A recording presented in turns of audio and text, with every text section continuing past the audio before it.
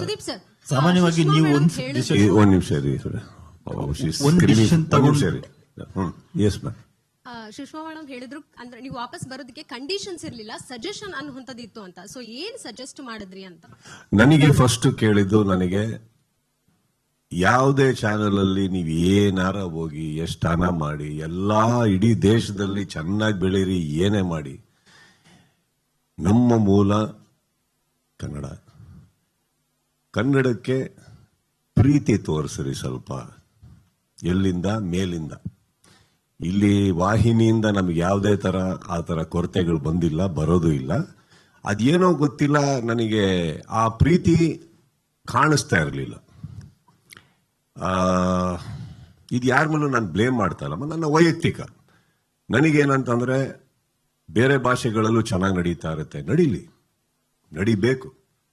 ಅವ್ರ ಭಾಷೆ ಅವ್ರಿಗೆ ಇಂಪಾರ್ಟೆಂಟ್, ಆ ಕಾರ್ಯಕ್ರಮ ಅವ್ರಿಗೆ ಇಂಪಾರ್ಟೆಂಟ್, ಆ ವೇದಿಕೆ, ಆ ವ್ಯಕ್ತಿ ಆ ಹೋಸ್ಟ್ ಮಾಡ್ತಾರೋ ಆ ವ್ಯಕ್ತಿಗೆ ಕೊಡೋ ನೀವು ಗೌರವ, ಆ ಮನೆ ಆ ಕಂಟೆಸ್ಟೆಂಟ್ಸಿಗೆ ನೀವು ಕೊಡೋ ಗೌರವ, ಕರೆಕ್ಟ್. ಹಾಗೆ ನನಗೆ ಎಲ್ಲೋ ಒಂದು ಕಡೆ ಬರ್ತಾ ಬರ್ತಾ ಕೆಳಗಡೆ ನಮ್ಮ ಕನ್ನಡದಲ್ಲಿರುವಂತ ವಾಹಿನಿ ಇವರು ತೋರಿಸ್ತಾ ಇರುವಂತ ಒಂದು ಶ್ರಮ, ಪ್ರೀತಿ ಯಾಕೋ ಮೇಲಿಂದ ಕಾಣಿಸ್ತಾ ಇರಲಿಲ್ಲ. ಮನೆಗೆ ಕಾಣಿಸ್ತಾ ಇಲ್ಲ ಅಂದಾಗ ನಾವು ಜಾಸ್ತಿ ತುಂಬಾ ತಿದ್ದೋ ವ್ಯಕ್ತಿ ಅಲ್ಲ, ತಿದ್ದುಕೊಳ್ಳೋ ವ್ಯಕ್ತಿ. ಸೊ ಬೆಸ್ಟ್ ಏನಾಗುತ್ತೆ, ನೀವು ನಡೆಸಿ, ಸಿಂಪಲ್, ಕರೆಕ್ಟ್. ಹಾಗೆ ಹೋಗ್ಬೇಕಾದ್ರೆ ಏನಾಗುತ್ತೆ, ನನ್ನ ಇದರಿಂದ ಯಾರಿಗೂ ನಾನು ಹೇಳಿದಾಗೆ ಅವರಿಡು ತುಂಬಾ ಆನೆಸ್ಟ್ ಆಗಿ ಮಾಡಿರುವಂತದ್ದು. ಬಹುಶಃ ಏನಾಗುತ್ತೆ, ಎಲ್ಲರಲ್ಲೂ ಬ್ಯುಸಿ ಇರ್ಬೇಕಾರೆ ಲೈಫಲ್ಲಿ ತುಂಬಾ ಮಾಡ್ಬೇಕಾದ್ರೆ ಏನಾಗುತ್ತೆ, ನಾವು ಕೆಲವು ಸತಿ ರಿಮೈಂಡರ್ ಕೂಡ ತಪ್ಪಾಗಲ್ಲ. ಯಾರು ಬೇಕಂತ ಮಾಡಿರಲ್ಲ, ಹಮ್ಮಲ್ ಮಾಡಿರಲ್ಲ. ಬಟ್ ನನಗೇನೋ ಗೊತ್ತಿಲ್ಲ, ಅದು ಬೇಕು ಅನ್ನಿಸ್ತು.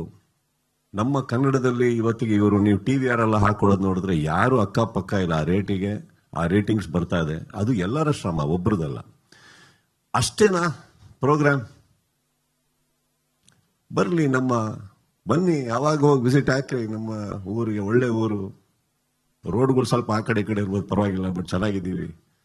ವಿಸಿಟ್ ಹಾಕ್ರಿ, ನಮ್ಮಲ್ಲೂ ಬನ್ನಿ, ನಮ್ಮ ಕಂಟೆಸ್ಟೆಂಟ್ಸಿಗೆ ಪ್ರೀತಿ ತೋರಿಸಿ, ನಮ್ಮ ಕಂಟೆಸ್ಟೆಂಟ್ಸಿಗೆ ಇನ್ನೊಂದಿಷ್ಟು ಒಳ್ಳೆ ಮನೆ ಕೊಡಿ. ಅವ್ರ ಮನೆ ಮಠ ಬಿಟ್ಟು ಆ ಮನೆ ಒಳಗಡೆ ಹೋಗ್ತಾ ಇದಾರೆ ಅಂದ್ರೆ ಆ ಮನೆ ಚೆನ್ನಾಗಿರ್ಬೇಕು, ಇನ್ನು ಸುಂದರವಾಗಿರ್ಬೇಕು. ನನಗೆ ಅವ್ರು ಎಲ್ಲಾರು ಬಿಟ್ಟು ಅಲ್ಲಿ ಹೋಗ್ತಾ ಇದಾರೆ ಅಂದಾಗ ಬರೀ ಒಂದು 4 ಗೋಡೆ ತರ ಇರಬಾರ್ದು, ಅದು ಮನೆ ತರ ಇರಬೇಕು.